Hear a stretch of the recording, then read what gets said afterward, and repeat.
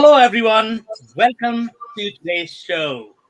And today we have a very exciting topic, and that is going to be pitching digital initiatives. And that's going to be to your executives. This is not the fun part. We all have tons and tons of ideas, but when we pitch, they turn us down and we don't like it. So today we are going to figure out all these secrets. Okay, what executives care for. If you're joining for the first time, we meet every Thursday at 5:30 p.m. Eastern, and we bring one topic related to digital transformation. So, without further ado, we are going to start with everybody's intros. Martin, would you like to introduce yourself? Hi, I'm Martin Davis. I'm managing partner for Denelm Associates, but I'm a CIO multiple times in my career. I'm also interim CIO in a couple of companies as well. So that's kind of my brief thing, my background, a lot of it in industry and manufacturing. Okay, amazing. And you have seen a lot of pitches, Martin, and you have turned a lot of them down. So we are going to figure out today, okay, what were the reasons why you turned them down? So thank you so much for being here. You're welcome, and I'm looking forward to the discussion. Perfect. Ashish, would you like to introduce yourself next? Sure. Good afternoon, folks. My name is Ashish Parlecker. I'm a senior director at Constellation. Although I'm in transition right now, but I've done a lot of consulting and I've worked with a lot of clients and dealt with a lot of CIOs, CFOs, and done transformations where the discussion has always had begun with budget, right? I mean, the discussion on business case justification and how do we make compelling cases, and when we don't pitch things, certain ideas, so it's a combination of both. When there is a compelling case, and sometimes it's not so much of a compelling case, and we will talk about those as we get to our discussion.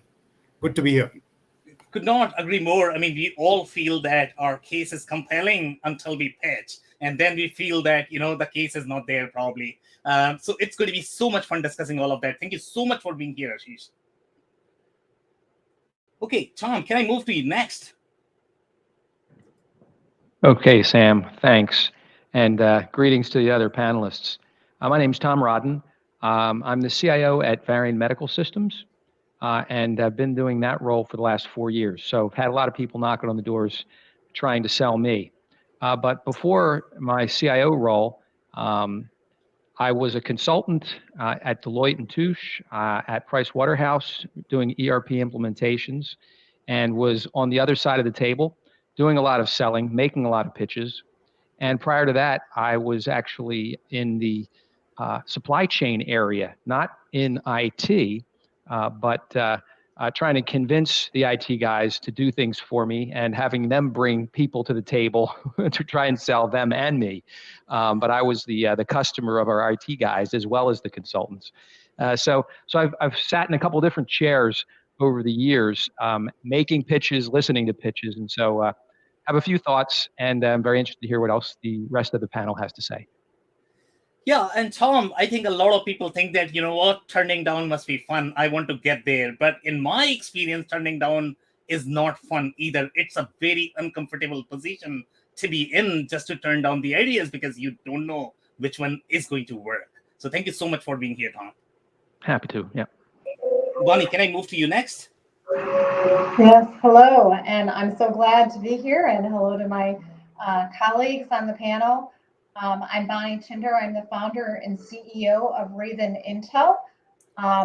Raven Intel is a peer review site, and we help customers who are looking to do a digital transformation choose the best consulting partner for their project. I've spent 25 years in the enterprise software tech area, certainly selling these type of transformations to customers before I started my company. And, I've worked with over 1,000 customers now who have either gone through a transformation within the last 2 years or looking to, put in a digital transformation initiative within their company. So I have lots of perspective in terms of good, bad, and ugly on how these projects work. And either get a green light or fail to get green lit for some reason. So excited to have the discussion today. You definitely talk to a lot of people, Bonnie, and especially these days, you are talking to a lot of people. So I think it's going to be really interesting to discuss those stories, which are the initiatives that actually were passed by executives and which were not. So thank you so much for being here.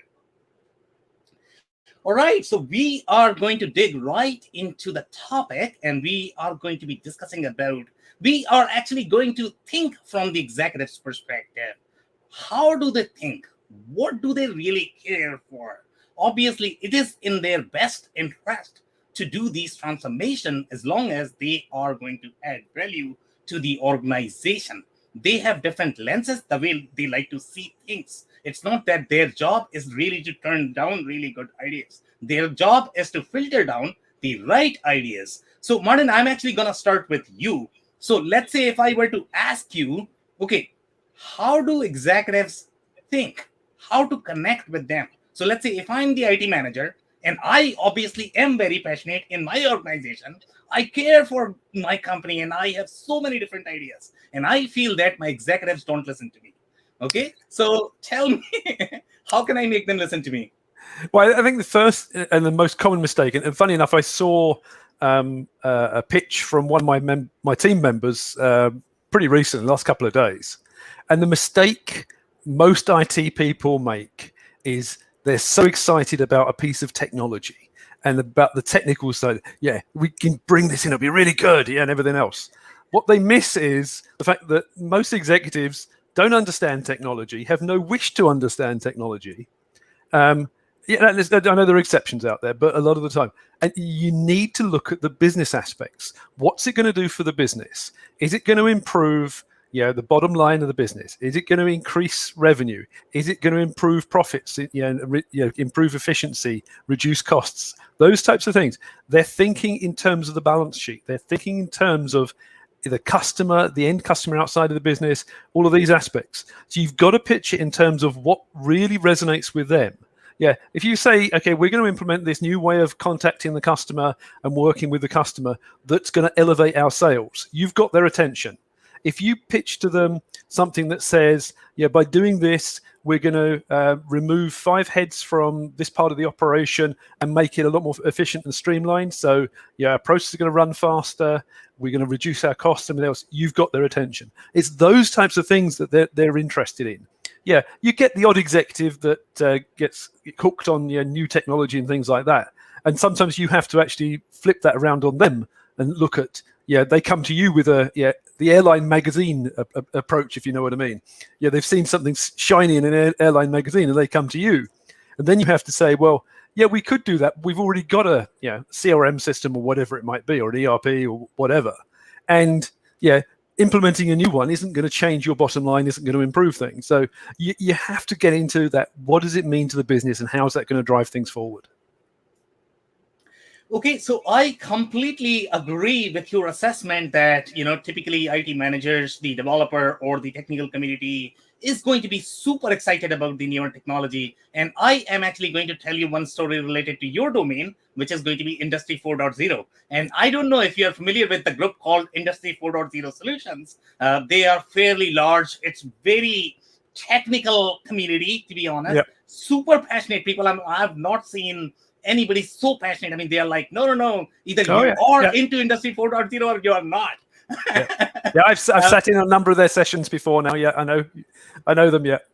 So what would be your advice in terms of translating this information? Obviously, from their perspective, they feel that, I am talking balance sheet. I am talking cash flow statement, but it's not coming across because we don't like to hear what they are telling. Their story does not make sense because from our perspective, it's not really a business case. So let's say if you were pitched or you have participated in those sessions, what were the mistakes that you saw there, Martin, from your experience? I think what I saw was a passion for technology, a passion for trying to do things in a more Industry 4.0 type manner. Data-driven, using data to drive the enterprise and things like that, which is all the right thing to do. But you need to translate it into what does the CFO think about? What does the CEO think about? And it's yeah. So an industry 4.0 type of thing, yeah, is how do you make the operation of a plant more efficient? So how do you ensure that your throughput is greater? How do you ensure that your downtime is less? How do you ensure that your rejects, your quality is stronger?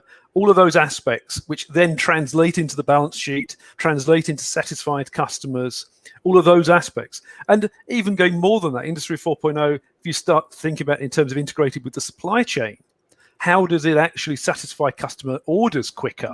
How do you satisfy customers from the appropriate plant? And all of those aspects, if you take the data of the orders coming in, you take what you're capable of producing in different areas, and you mesh all that together or mash it together, however you want to phrase it. And that then gets into better able to satisfy the customer in the right time and all of those aspects. So it's translating it into the way they think, the way they want to do things, and way they have to think about the business. Yeah, amazing. Thank you so much, Martin. And I completely agree with everything that you said. So, Ashish, I'm actually going to move to you next. So, Sure. from your experience, obviously, the everybody sort of understand that we need to create the business case, but process of creating a business case is much harder.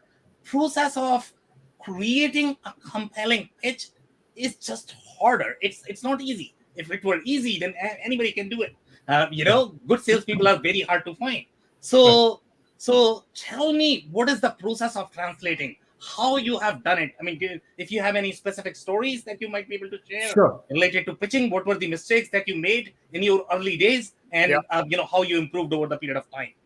Sure, I can share, and this is a great topic, and I'm going to build up on what Martin said also, because use it as structure. Absolutely agree with everything he mentioned, but the whole IT strategy and the vision begins with what's the business business goal is, right? The business strategy, what's the outcome? So you could have a situation where we are modernizing our business model altogether, right? Because we have a fear of getting disrupted, or we want to open a new channel where we want to beat the competitor at their own game, right? So there could be certain drivers, business drivers, which will show up, right? And which will be our tenets, right, for driving our IT strategy. So we may flush it out to the detail level within our team, but that needs to be abstracted and brought into an executive summary so that we can show what the pain points are, or we are getting into a new new business venture, or we're opening up a new channel.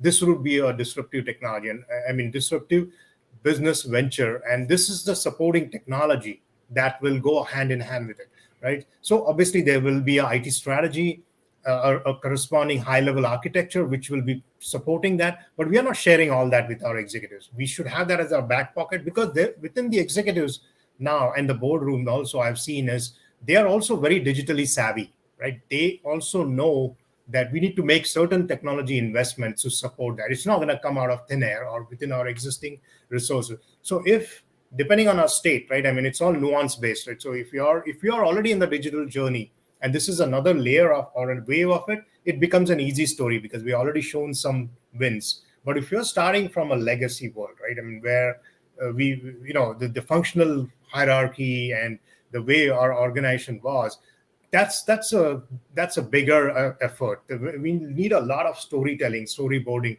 and if customer is our focus, external customer is our focus. Now I'm kind of expanding it to what's the experience for the customer, right? It's not just going to be internal; it's going to be external facing also. If you're going to expand you can show the details from the voice of the customer, right? If there are pain points, there are untapped needs of the customer that we are not going to, and this will be a strategic angle that we're going to tap into. That could be our basis as a starting point for our IT story, right? So what kind of modernization, tools and technology that are available and safe and easy to use, right, that we can adopt, right? It could be technology, it could be tying up with another SI to jumpstart it. So the method might be different, right? But I was starting off from there, right? And then if there is more interest, we can expand in that. But I didn't directly answer your question, but my stories have been based on that, right? I mean, there are different points at which I entered. I entered at the time where we started right from the beginning. So we had to do all that. I entered where somebody was replaced, right, in the journey. And I had to pick up from there and then, adjust it accordingly. So it's a combination of those two. Yeah, and so what I'm going to do right now is I'm probably going to tell you a story, just to build upon what you just said, right? So I have been on the both sides of the tables, right? And typically, from my experience, being as the IT manager or just the architect who is probably responsible for, let's say, the technology and probably carrying forward that vision, right? It's just harder because they don't have the complete vision. They have the translated vision.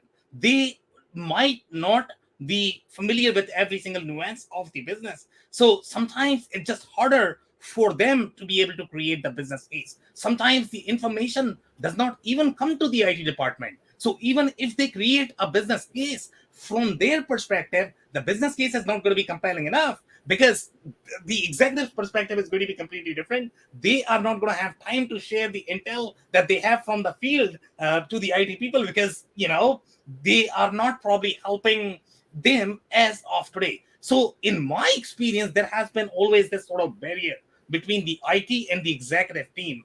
Do you share similar experiences, Ashish? Have you done anything to resolve this? Yeah, so what you're saying is I'm referring to back to like 8-10 years back, right? I mean, where there was IT was the order taker, and we were not involved in the strategic decisions and all that, right? Where strategic decisions were made with the strategy officer or CMO or CFO or a CEO, absolutely, and the board. And we were given a direction around, hey, this is what we are supposed to do, build a whole IT strategy around it. But that phase is, thank God that phase is changing now, right? I mean, in the last 5 to 6 years, we have seen that technology leaders, CIOs, head of the technology, is involved in the strategic decision. I mean, if there's a whole business model being altered, or we are taking over another company or splitting, right?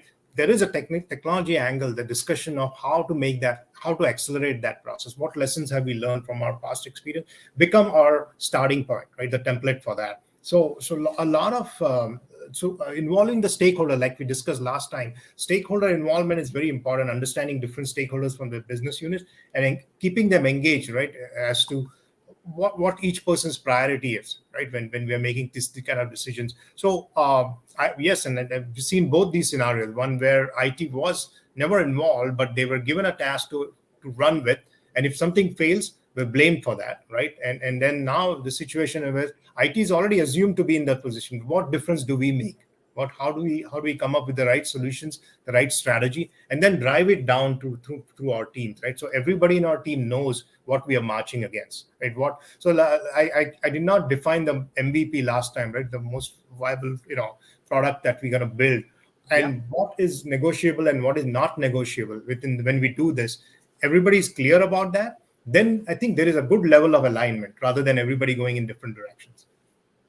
Okay, amazing. So I am actually going to move to Tom next. So Tom, from your experience, when somebody comes to you, you know what you are willing to hear from them and what is going to be negotiable and what is not going to be negotiable. And you sort of know if somebody tries to pitch, probably within 30 minutes that, they are probably wasting my time. So from your experience, what do executives typically care for?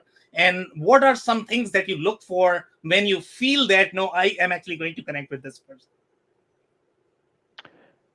So I agree, first off, with what Martin and Ashish were both saying. I think the grasp of the business strategy and the critical business metrics or KPIs, how do the executives measure themselves and their operations? How do they define success and failure? I think is critically important. And I took from what Ashish was saying a little bit of the politics too. It's one thing to understand how the business is run, and it's another thing to understand who are the real decision makers and where power lies. So you may understand marketing and sales extremely well, but if it's a product management, engineering driven company, you may be aligned with people who really ultimately won't make the call. And so I think that's an interesting angle if you can get some insight into it. Certainly if you're on the inside like me of a company, I do know where the power lies within Varian, who the decision makers will be under certain circumstances. And I can, if I really like a solution, I could be advising my consulting partners, the people and solutions I would like to see implemented, to engage in a certain way, focus on certain topics that I think will resonate with the right people. I've also found to be pretty successful a couple of other things that I'd just toss out here. One, again, related to people, is getting down a layer. One of the things I find very powerful for my own decision making as an IT executive, and I find to be quite effective with the other executives in the companies I have been in as a part of the team, and also the execs I've been selling to when I was a consultant. But getting down to the next layer and getting some alignment with their team. So if you're talking to the head of supply chain, and you can persuade him or her that what you're selling makes a lot of sense, that's great. Inevitably, though, they're going to consult with their team, and they're going to ask them to do a further evaluation of whether this makes sense and holds water. So I personally have tried in the past, and even more recently in the present, to align with and engage with those people reporting into some of those key decision makers. Can we get alignment with the procurement leader, with the manufacturing leader, with the logistics leader in some respect, that they will be supportive and recognize value in this initiative, and they will be inevitably a sounding board for the supply chain leader, and that will be a very effective way of winning over the supply chain leader if they are a key decision maker for this particular initiative, as an example. So I think that's one thing. Another thing that I find personally very effective is baselining and benchmarking. When we talk about these KPIs and these metrics and how people are evaluating themselves, all too often I found that the executive leaders don't always have a good handle on what their baseline is, or certainly even more so, what an appropriate benchmark should be, what's achievable, what's possible. They may have some anecdotal data, but if you can bring to the table more rigorous information about what is possible, you can actually change their thinking where they didn't perceive the opportunity for change to be as great as what you are now saying. And suddenly the value of what you're selling and promoting is potentially much greater. So I think bringing benchmarks or perhaps reference cases can be powerful and alter the evaluation, the estimation of value. And I would say a third thing that I particularly like, and I'll leave it at this, is the practicality of the person I'm engaging with. Yeah. And by that, I mean, for example, when it comes to implementation, go live, and the question around disruption to the business and learning curve for the employees, when someone is actually engaging with me about these kinds of practical business matters, I think, okay, they really get it. It's not just about the technology. It's not just about some theoretical value that we can calculate and perhaps even agree on is possible, but you're actually saying from a practical point of view, I can get you from here to there without sinking the ship.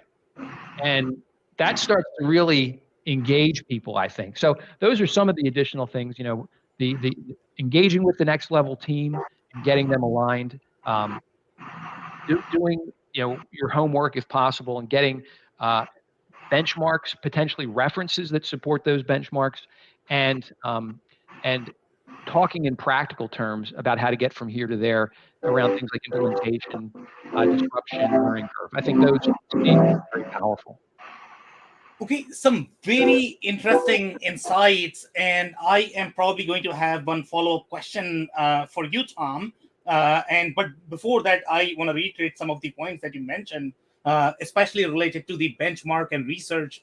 When you are researching, obviously you need to know who you are talking to. Every executive in the organization is going to have very different sort of motivations. Just because they care for their departments, their responsibility is probably going to be for their departments. So you need to make sure that you are actually talking their language. So you need to be researching on what they really care for. Yes, technology is great. Yes, IT is great, but you need to have really deep understanding of the business model. And I think that's where my follow-up question is going to be for you, that identifying power in a business is very difficult.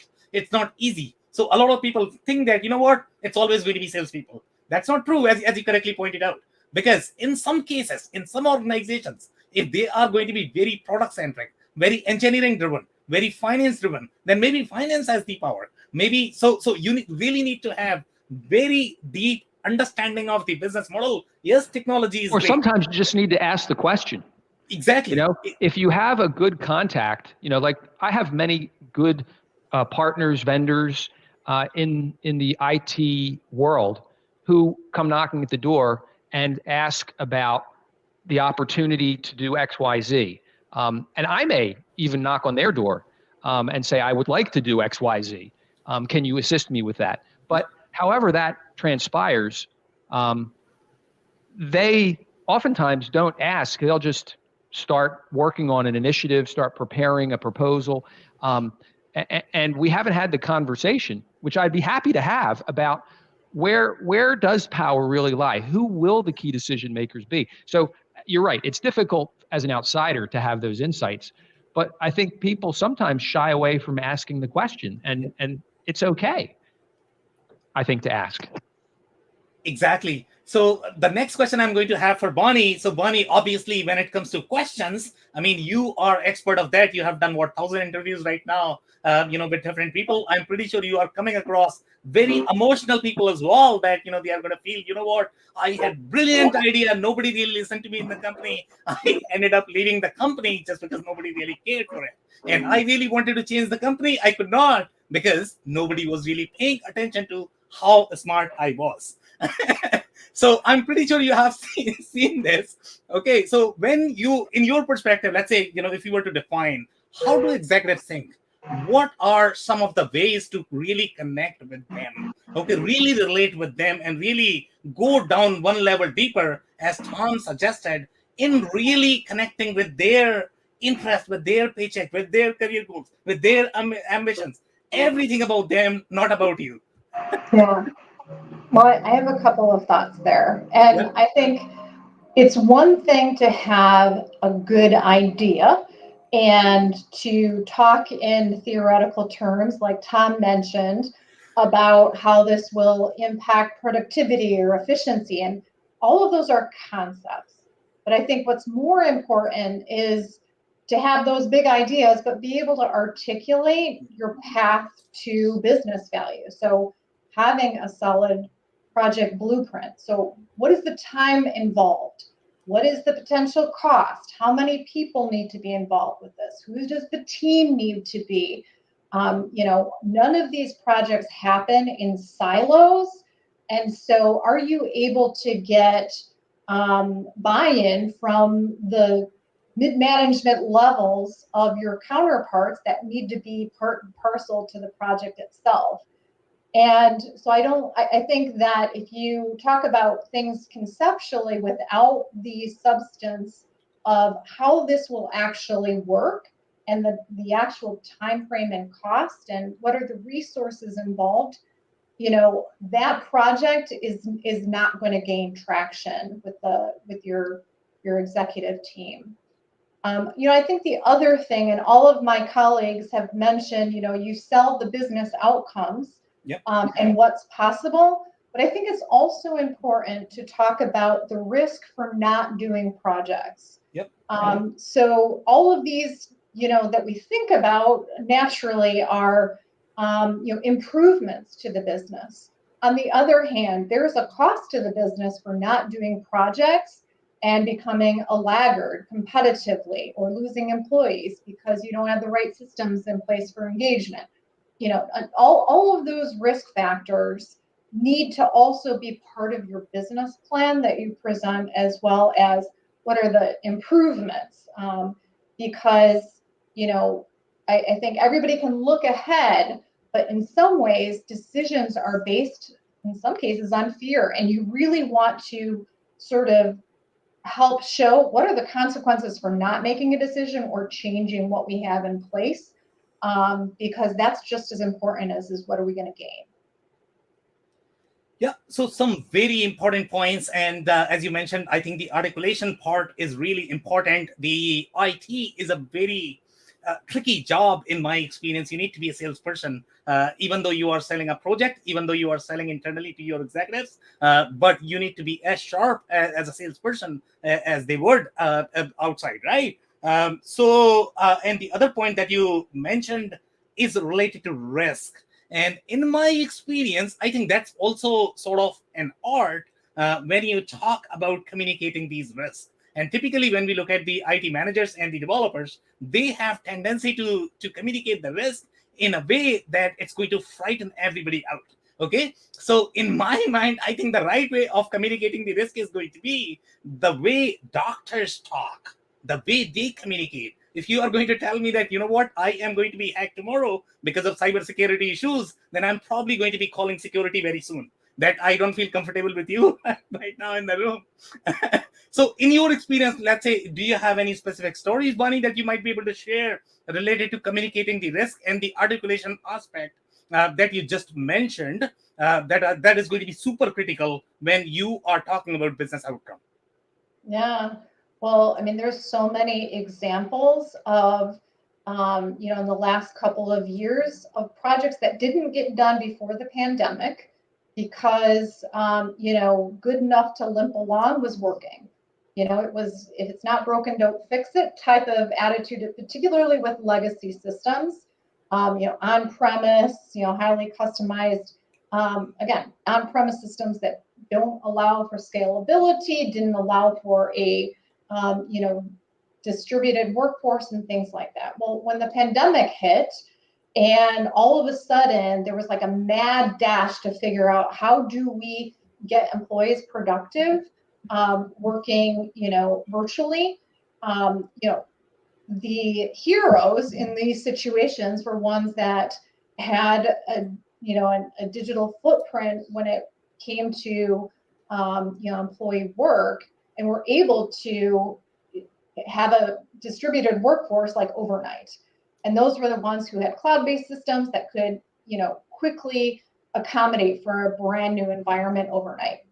And I think the risk, and so many of the companies that paid for it were the ones that took 6 months to be able to get their employees productive in the time frame when everything went virtual.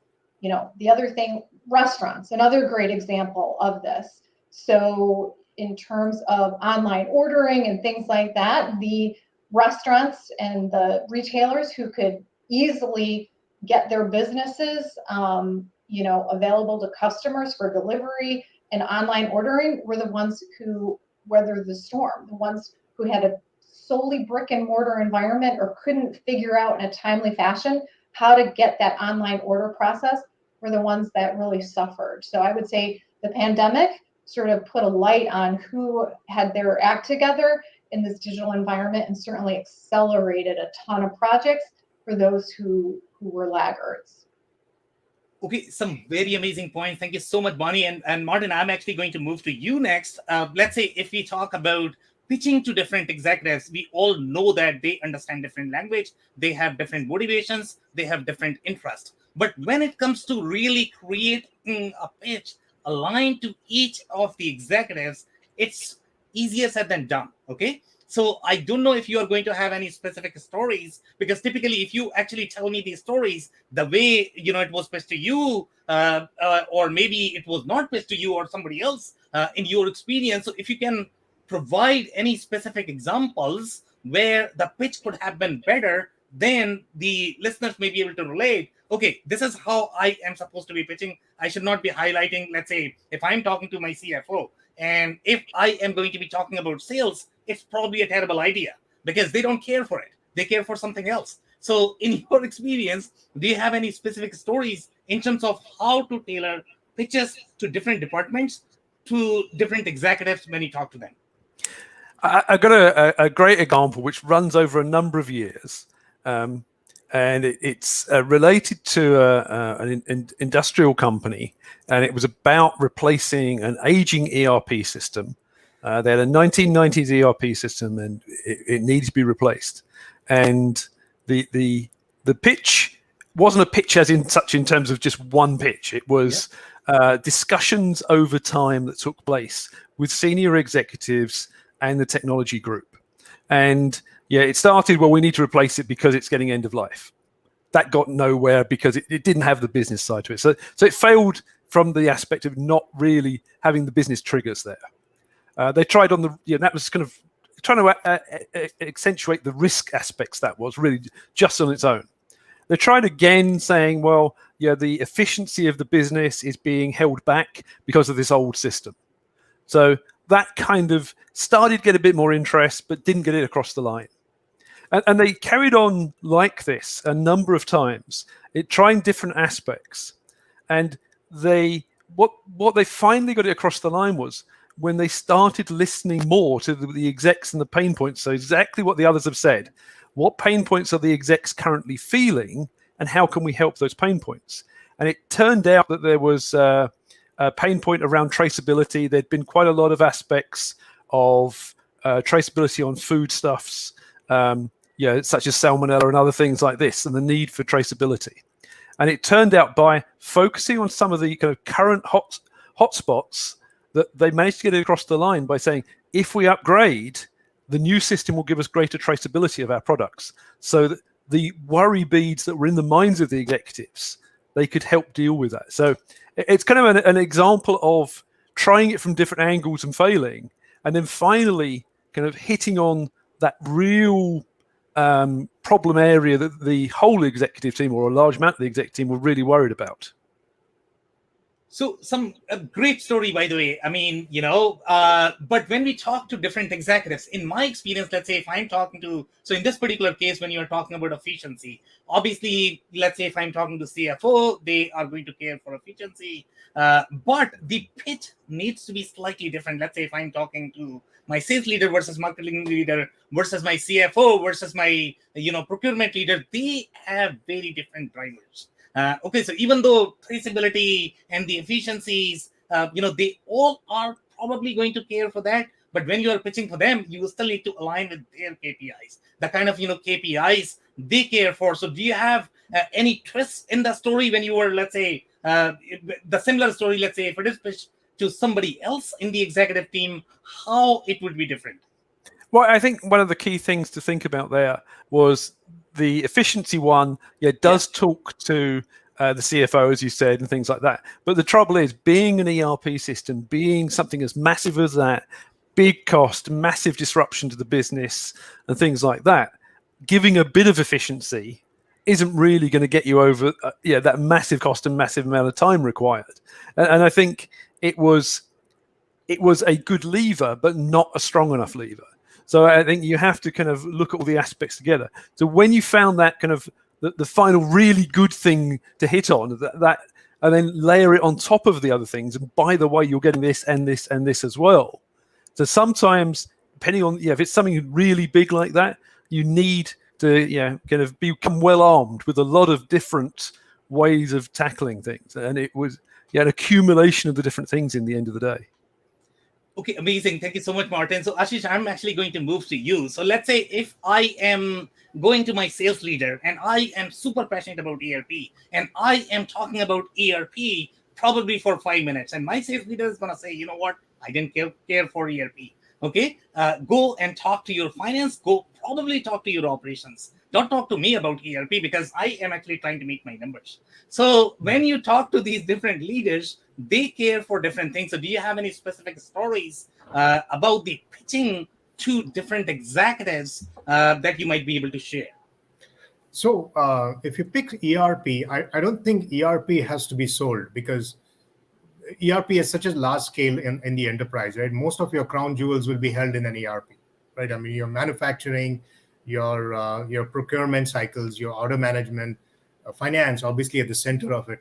So I think it won't be a big sell. I mean, everybody will be convinced that the existing archaic system is having issues, right? We don't have the nimbleness to bring in or roll out new products, or you will see the cracks, right? I mean, the technical debt will be such that you're either on a verge of expanding your licenses, right, which to an older system which is not giving you any good results, right? So we will have to collect data. I mean, when we do the as is picture, right, we will collect all these bigger buckets of pain points, right? Infrastructure, if it's an aging infrastructure, right? I mean, if you are on a data center and the cost of the data center and everything associated with the HVAC and all that.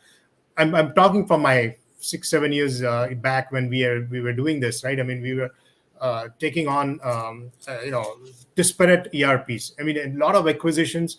Each acquisition came with its own ERP, right? And so we had QAD, we had JD Edwards, we had an older version of SAP, and now we had set out this 2025 vision of whatever that $10 billion. So how do how each function meets that, right? I mean, so one of the angle that technology the CIO also was taking is we have a old system. We have really redundant functionality across we have silos in the reporting area. All that had to be kind of brought into a story with keeping those big objectives as to, okay, we have to meet 2020, 2030 or 2025 mission.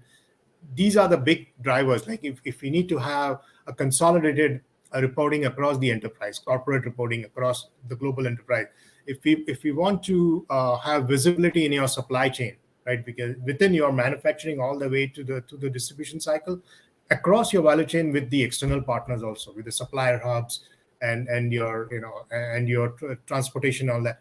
That's not going to be possible with the existing system. We showed that very clearly in our as is picture, that there are so many stovepipes going on across, and just a typical metrics that you have to build for the board or the executives, you have to go through so many hoops, and it takes about 5 to 7 days to get that corporate level metrics across the globe.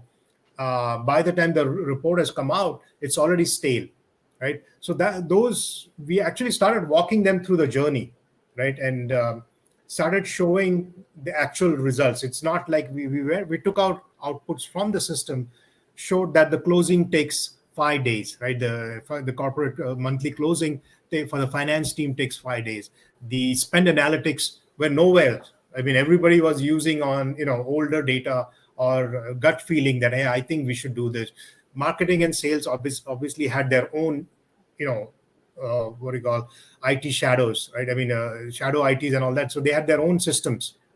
Right? They were driving their own. So everything was disparate. So in that scenario, a common overarching ERP system, which will bring these, at least the crown jewels that I talked about earlier, the main systems on a one consistent platform, right, as a foundation, and then we start layering in the analytics. We start now we're talking about bringing in AI and ML on that same, but consolidating that and bringing our external partners also along that journey, right? We're communicating with them, recertifying some of the EDI suppliers and all that.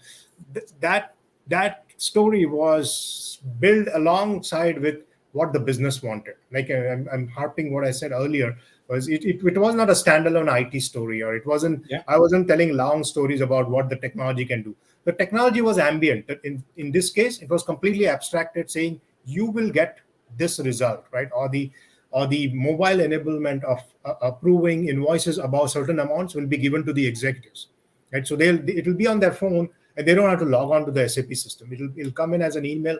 They look at the invoice, approve it, and the workflow continues, right? So that is the language we use, the language which the business understood, and they could talk to us in that term. Same thing with reporting also. There were 1,500 reports all across the globe. So how to consolidate them, which are local, which are global, right? So that whole rationalization of applications and reporting is where we said we put our bets in, saying as a part of that modernization.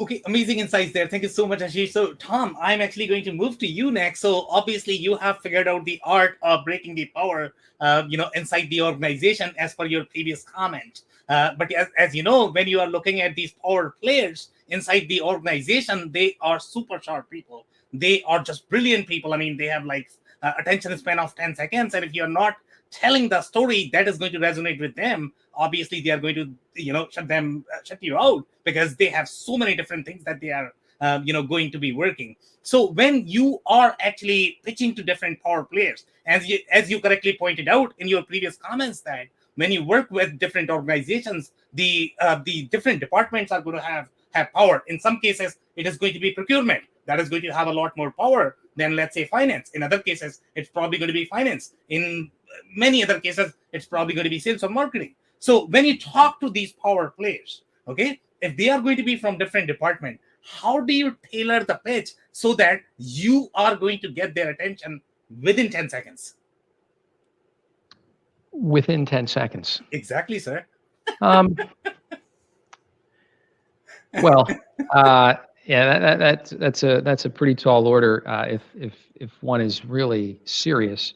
But I'm not sure it's a different answer than some of the things we've heard before. Actually, speaking to maybe the one or two big business benefits and opportunities that are potentially achievable. I'll give you an example. We had at Varian not too long ago, starting to get to be quite a while ago, 7 years ago or so, a CRM implementation.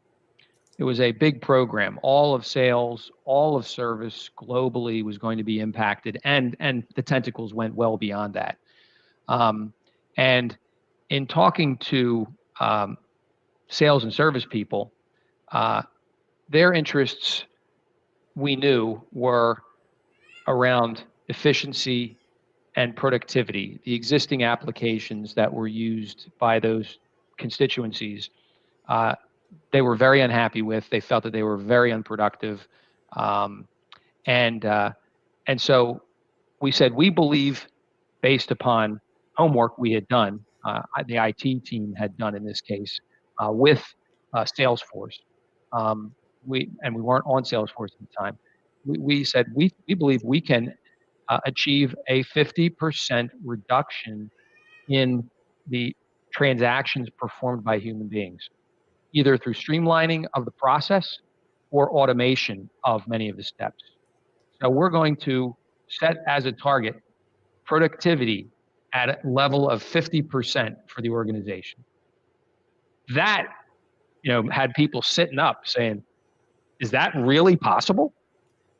And it is. I mean, it was from certainly our starting point. Maybe some people are at a better starting point, of course. But I think when you can call out something as simple as of interest to your listener as that, in 10 seconds, you will have somebody who wants to hear more. Okay, now you got my attention. Tell me how you really believe that's possible. So, but I think it still goes back to understanding what are some of those metrics or measures like productivity that, and for those leaders and their teams, what are the real pain points that they are desperate to address? If you can put your finger on that and then can tell a very simple story, like the degree of potential productivity that we could achieve if we do this right, I think you can very quickly get an audience or another round to dive deeper. Okay, some amazing points. Thank you so much, Tom. And Bonnie, I'm actually going to move to you next. And when I talk about 10 seconds, Martin and Tom were laughing. And these are the guys, who are not actually picking my call, to be honest. When I cold call for living, and, within 10 seconds, they actually wanted me to get their attention. So you have been a salesperson, you have been a marketer, and you know that first 10 seconds matter, and the pitch needs to be aligned with the person's interest. Good salespeople, good marketing people, they are really good at understanding what this person is going to care for. They go inside their head to be able to find out what this guy is thinking, and that's what they deliver in the first 10 seconds.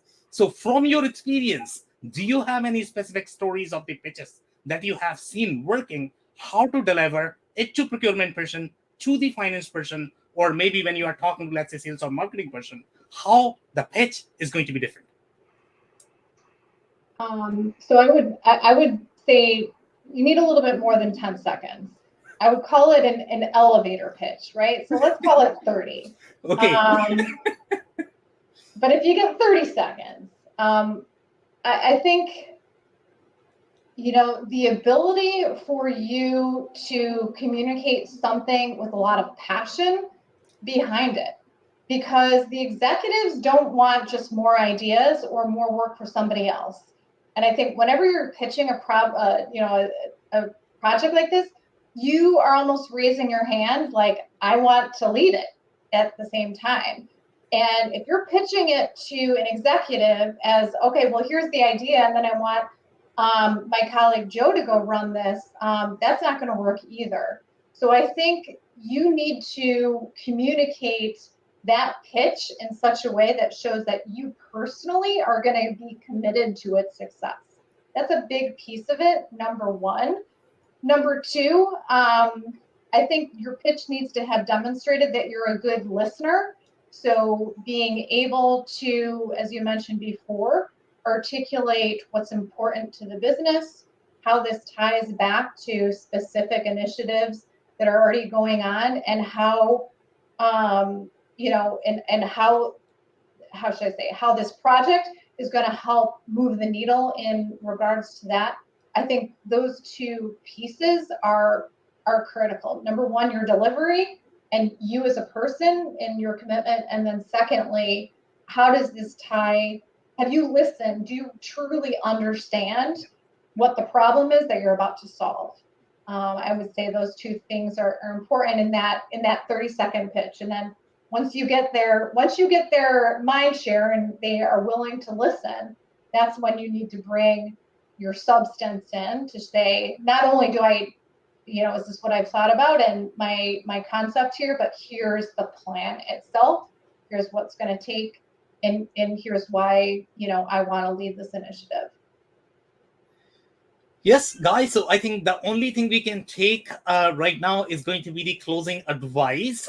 So maybe you guys can take the minute and tell us, what advice you are going to have for IT managers and the developers who really are passionate. They really care for the organization. But to go from your point A to point B, you really need to nail down that business case. And if you are not able to build that business case, obviously your pitch is not going to be effective, because your pitch is really going to be the byproduct of your understanding of the business model, your deep understanding of the business case, and then figure out how to segment this business case as per the person that you are targeting. So, Martin, I'm actually going to start with you. What is your closing advice? Okay, well, there's a lot of good things that have come out there. You've said a lot of good things. You just summarized some really good things. So I'm going to go off the wall with my advice. I'm going to say, if you're going to be pitching to executives, you should be doing two things. One, you should get some practice on public speaking. Go and volunteer to present at a conference or something like that. So you're more polished and capable in presenting. I'd suggest that. And secondly, go study organizational change management, because change management is, as a CIO, I actually joke a lot of the time, I spend more time doing organizational change management than I do doing technology. So go study organizational change management. One of the key concepts in there is what's in it for me. You think about that when you're looking at the executives. So there you go. Two takeaways, slightly off the wall. Yeah, amazing. And I always tell people that they should be going to Toastmasters, to be honest. And I am shocked by the commitment of some of the mentors there, to be honest, for free. In my mind, I think they should be charging the fee, because the kind of service they provide is just phenomenal. I have probably done it, but I'm not sure if I would do it again for free because of the time. But seriously, I mean, Toastmasters is a great place for everybody to go, especially IT managers and the developers. Thank you so much, Martin, for that. Ashish, what is your Yeah. closing advice? So just to build up upon what Martin said is, if you're pitching for a business case, right? I mean, it's an assumption that you know the business, the functions and the operations of the business pretty well, because your whatever you're going to pitch is going to make a difference. Either it's going to disrupt, it's going to bring in something new. So you have to get that part of the story really, really right, right? And obviously you'll have to have a detailed plan and a strategy to back that up, which your team will follow. So what you'll present is like what Bonnie was saying. It should show what is it, how is going to move the needle, like where we are right now and what's difference it's going to bring, and then how do you back it up by. So I would even put in the return on investment in terms that the CFO could agree that if we do this project, this is the outcome we are looking for. I mean, this is how we will measure success, right? To show that it clearly, set that up front, so there is it's crystal clarity, and then there's buy-in from everyone on that. Yeah, amazing advice. Go ahead, Ashish. No, so that you justify that investment. That's what I'm saying. Yep, I completely agree. And the only thing I would like to add there is don't get disappointed just because you are getting turned down. Figure out why they turned you down and build the stronger pitch. Go again, try it, one more time, or maybe 1,000 times. It doesn't hurt. Keep trying until you perfect it. So thank you so much, Ashish, for that. Tom, what is your closing advice? Yeah, a lot of good things have been said. I would echo what you and Martin and even earlier Bonnie had said about being articulate. I'm not sure Bonnie meant it quite in the way that Martin was saying, but I think it's exactly right. Anyone who speaks clearly, chooses their words well and carefully, and to Bonnie's other point, speaks on these topics with passion. Can be persuasive, can be convincing. And I think that is half the battle. It is, you win a lot on style. That's not the whole game, of course. You're not trying to pull the wool over somebody's eyes, but you are trying to get their attention, as you were saying, Sam, and you're trying to persuade. And being articulate and being passionate, I think, are critical elements in that game. And the other thing that I think is, I'd echo my earlier comments about getting as deep into the organization as you can to get other stakeholders and other individuals aligned. To the extent that you can marshal more than yourself as a supporter of this initiative, and you're one-on-one trying to convince an executive, or one-on-many trying to convince multiple executives, you want to marshal some troops yourself that are advocates for the initiative that you're promoting. So I again would hearken back to that and say, organize your own little army to the extent that you can, and bring that to the table, not necessarily the people, but the work that you've done to and point that out. Your own people are supportive of X, Y, and Z. In procurement, in manufacturing, in such and such. I've spoken to these people. So yes, I'm trying to persuade the stakeholder, the owner, the decision maker, but recognize they have a team too. They look to their team. So. Okay, could not agree more. Thanks for the advice, Tom. Bonnie, what is your closing advice? So I would echo what Tom just said, and your executive that you're pitching, if you can't sell him, there's no way you're going to be able to sell the rest of the organization. So they're looking for that. And they're looking to say, is the rest of the organization going to be receptive to this person and what they just pitched to me? And but my overarching advice would be to not go it alone. You don't want to go in as a lone wolf. You want to have your team assembled ahead of time. And you want to make sure that the A team, right? So you want to make sure that they're going to be as committed to the project as you are, and that they're going to stay with it and long enough to see it out and see its success. Because it's not going to help you to have a couple of people that are saying, hey, this is a great idea that all of a sudden go do something else as soon as you get handed the project. So you want to make sure that you have your team in place ahead of time and that they're going to stick with you through the duration of the project. Okay, awesome advice. Thank you so much for joining, guys. And if you joined for the first time, we meet every Thursday at 5:30 p.m. Eastern, and we discuss one topic related to digital transformation. So don't miss next week's show. We are going to be here with an exciting panel. On that note, thank you so much, everybody, for joining and for your insights. Guys, have a good Thank one. you.